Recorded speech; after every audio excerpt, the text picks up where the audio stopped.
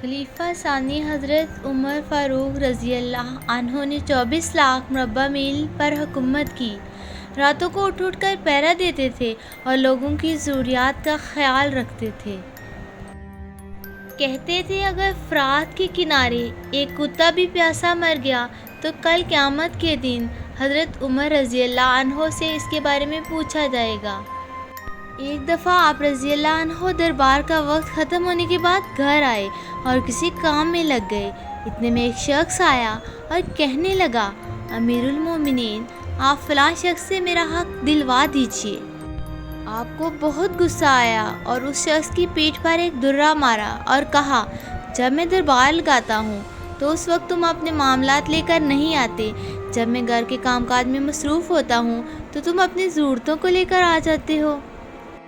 बाद में आपको अपनी गलती का अंदाज़ा हुआ तो बहुत परेशान हुए और उस शख्स को बुलवाया और उसके हाथ में दुर्रा दिया और अपनी पीठ आगे की कि मुझे दुर्रा मारो, मैंने तुमसे ज़्यादती की है।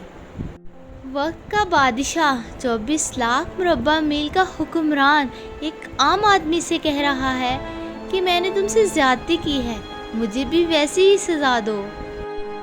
उस शख्स ने कहा, मैंने आपको माफ़ किया। आप रज़ी अल्लाह अन्हो ने कहा, नहीं नहीं, कल क़यामत को मुझे इसका जवाब देना पड़ेगा। तुम मुझे एक दर्रा मारो ताकि तुम्हारा बदला पूरा हो जाए। आप रज़ी अल्लाह अन्हो रोते जाते थे और फरमाते, ए उमर, तू काफिर था, जालिम था, बकरियां चराता था। खुदा ने तुझे इस्लाम की दौलत से माला माल किया और तुझे मुसलमानों का खलीफा बनाया। क्या तू अपने रब के एहसानों को भूल गया? आज एक आदमी तुझसे कहता है कि तू मुझे मेरा हक दिला दे तो तू उसे दुर्रा मारता है। ए उमर, क्या तू समझ बैठा है कि मरेगा नहीं?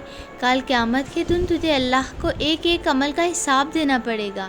हज़रत उमर फ़ारूक रज़ी अल्लाह अन्हो इस बात को दोहराते रहे और बड़ी देर तक रोते रहे। अल्लाह सुब्हान तआला हमें समझने और अमल करने की तौफ़ीक़ अता फ़रमाए। आमीन।